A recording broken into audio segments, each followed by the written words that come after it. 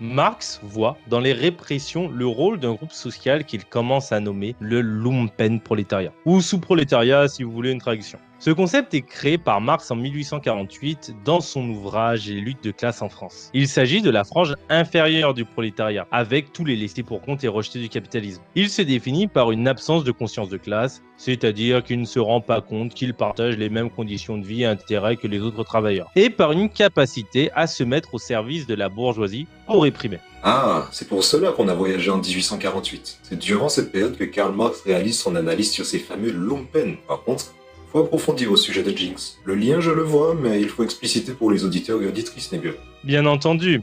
Reprenons les trois aspects de la définition. Le Lumpenprolétariat, c'est 1. Un ramassis de marginaux et criminels qui ne participent pas à la production capitaliste. 2. Un profil d'individus sans conscience de classe ou même sans conscience politique. 3. Une capacité à s'aligner sur la politique de diverses classes ou groupes sociaux.